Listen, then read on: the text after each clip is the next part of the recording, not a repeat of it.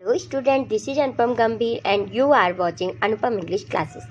Student, आज के इस वीडियो लेक्चर में class 12th English flamingo book से जो कि प्रोज का एक सेक्शन है, ये बुक से चैप्टर 1 द लास्ट लेसन, जिसके राइटर अल्फोंस डॉडेट हैं, इसके हम समरी कवर करेंगे। स्टूडेंट, सुनने में कैसा लग रहा है ना कि फर्स्ट चैप्टर है और चैप्टर का नाम ही द लास्ट लेसन है। तो स्टूडेंट, ये चैप्टर उस समय का है जब फ्रांस और पर्शिया, जो आज जर्मनी कहा जाता है, उन दोनों के बीच में एक वॉर हुआ था 1870 एंड 1871 के बीच में, जिसमें फ्रांस हार गया था।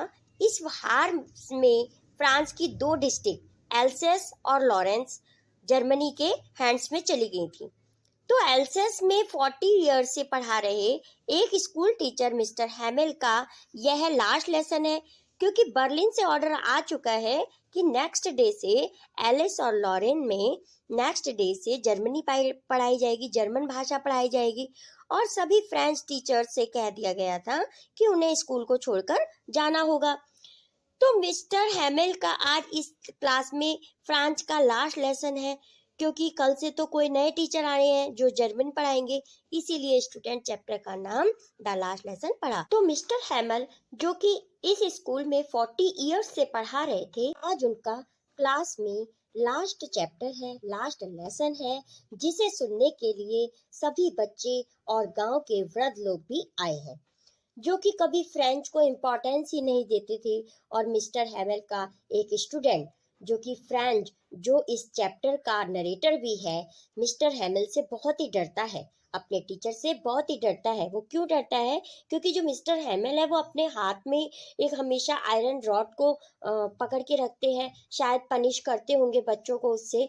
तो जो फ्रांज है, एक स्टूडेंट है उनका, वो उनको देख के अपने टीचर से बहुत ही डरता है और ढंग से वो फ्रेंच को कभी भी अच्छे से पढ़ता भी नहीं। ऐसे ही फ्रांज क्लास के अंदर आया, वो क्लास के साइलेंस को देख के बहुत ही हैरान हो गया। तो स्टूडेंट, ये छोटा सा ओवरव्यू था जो हमने देखा। तो अब स्टार्ट करते हैं चैप्टर की summary. The last lesson story का नरेटर एक फ्रेंच बॉय फ्रांज है, जो कि मिस्टर हैमेल का स्टूडेंट है। फ्रांज लेजी बॉय है, लेकिन इमोशनल सेंसिटिव भी है और उसे खेलना बहुत ही पसंद है। फ्रांज को फ्रेंच पढ़ना बिल्कुल भी अच्छा नहीं लगता, तथा वह अपने फ्रेंच टीचर मिस्टर हैमेल को भी वह बिल्कुल भी पसंद नहीं करता, क्योंकि मिस्टर हैमेल से वो बहुत ही डरता है। अब बर्लिन से ऑर्डर आ चुका है फ्रांस की 2 डिस्ट्रिक्ट्स में, एल्सेस एंड लॉरेन में, आज के बाद फ्रेंच नहीं पढ़ाई जाएगी, क्योंकि ये जर्मन के कब्जे में चली गई हैं दोनों डिस्ट्रिक्ट। अब वो उनका कहना है कि इन दोनों डिस्ट्रिक्ट में आज के बाद जर्मन पढ़ाई जाएगी, फ्रेंच के टीचर्स को भी यहाँ से जाना होगा। इसलिए मिस्टर हैमेल की ये लास्ट क्लास है फ्रांच की, इसीलिए चैप्टर का नाम भी द लास्ट लेसन ही रखा गया। अब क्योंकि मिस्टर हैमेल का यह लास्ट डे है स्कूल में, इसलिए वे बहुत दुखी हैं और 40 इयर्स से पढ़ा रहे हैं इस स्कूल की सभी यादें भी उनके साथ जुड़ी हुई हैं और सब बातें उनके माइंड में आ रही है।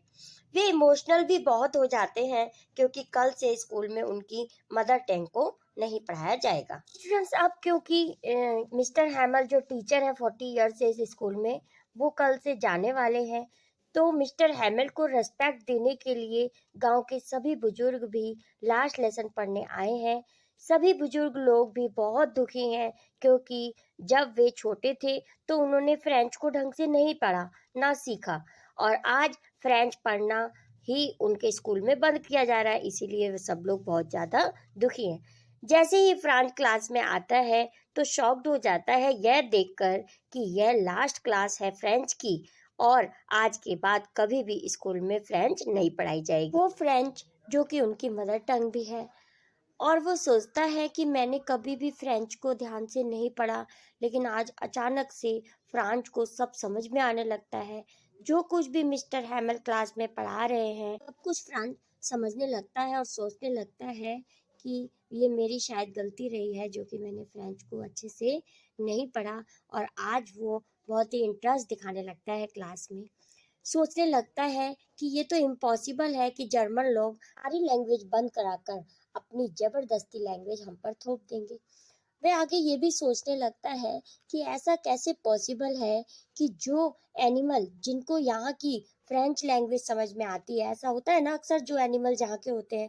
अब डॉग अगर इंडिया का है तो वो इंडियन लैंग्वेज को समझने लगता है, रिएक्ट दिखाने लगता है। अगर वही डॉग अमेरिका में होगा तो वो वहाँ की लैंग्वेज समझता है। फ्रांज इन्हीं सब बातों को सोच रहा होता है तो उसको आवाज़ लगाई जाती है कि अब पार्टिसिपल सुनाने की तुम्हारी बारी है। वो खड़ा हो जाता है और सिर झुका लेता है क्योंकि उसको टॉपिक नहीं आता, क्योंकि उसने वो पढ़ा ही नहीं था। फ्रांज बहुत डर रहा होता है कि शायद अब मैं पनिश किया जाऊंगा, लेकिन मिस्टर हैमल जिनका लास्ट लेसन है क्लास में, वे खड़े होते हैं और शालीनता से उसके कहते हैं कि फ्रांज ये तुम्हारी ही गलती नहीं है, केवल तुम्हारी गलती नहीं है कि तुमने फ्रेंच को अच्छे से नहीं पढ़ा, ये तुम्हारी पेरेंट्स की भी मिस्टेक है जो कि ज़्यादा पैसे कमाने के चक्कर में तुम्हें फार्म पे लगा देते थे, और मैं भी फिशिंग के दिन हॉलीडे तुम्हें दे देता था, मैंने भी ढंग से तुम्हें नहीं पढ़ाया। अर्थात हम सबकी गलती है कि जो तुम्हें फ्रेंच अच्छे से नहीं आती। इतना सब बोलते बोलते मिस्टर हैमल बहुत ही इमोशनल हो जाते हैं और देशभक्ति के भाव से भर जाते हैं और सबसे कहते हैं कि लैंग्वेज को संजो कर रखो, अपनी मदर टंग को अपने साथ जोड़ कर रखो। यही वो लैंग्वेज है जो तुम्हें जोड़ कर रख सकती है और गुलामी से बचा सकती है। लैंग्वेज की इम्पोर्टेंस को बताते बताते अचानक रुक जाते हैं और चर्च की क्लॉक में भी 12 बज जाते हैं। बोलते बोलते रुक जाते हैं और बोर्ड पे लिख देते हैं, फ्रांस अमर रहे। इतना लिखते लिखते रुकते हैं और इशारे से सबको कह देते हैं कि आज की क्लास यहीं पे खत्म हुई। तो स्टूडेंट इसके साथ ही हमारा चैप्टर भी कंप्लीट हो जाता है। तो चलिए स्टार्ट करते हैं first question. What was Franz expected to be prepared with for school that day. Student chapter का एक्सप्लेनेशन हम पढ़ चुके हैं, जिसमें फ्रांच एक नरेटर है स्टोरी का।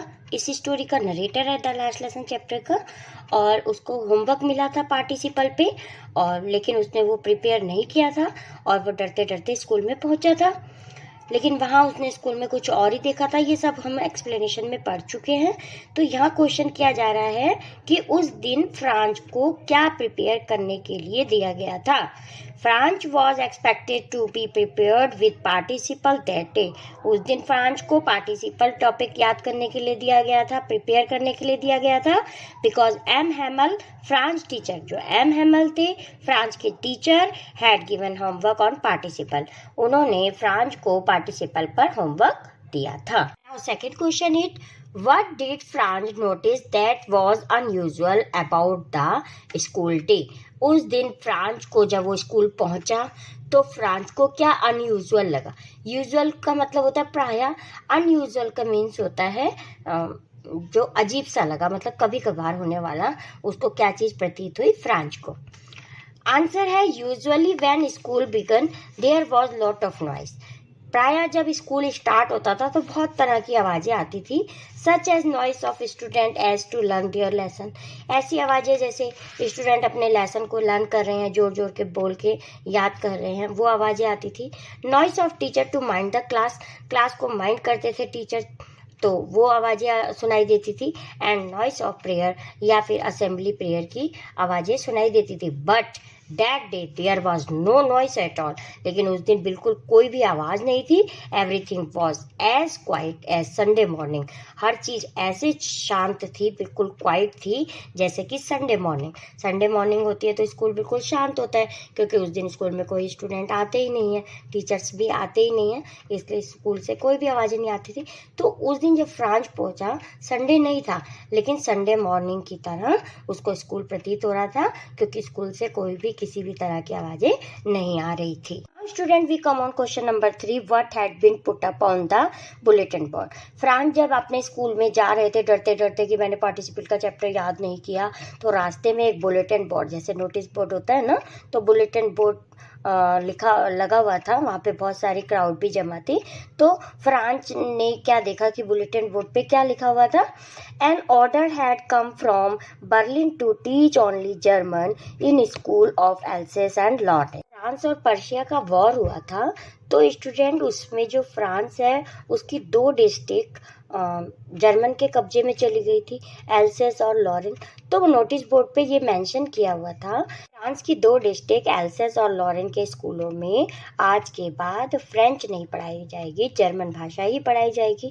तो एक नोटिस आया था, किसकी तरफ से आया था स्टूडेंट? बर्लिन की तरफ से आया था कि जर्मन लैंग्वेज एल्सेस और लॉरेन के स्कूलों में जर्मन लैंग्वेज पढ़ाई जाएगी।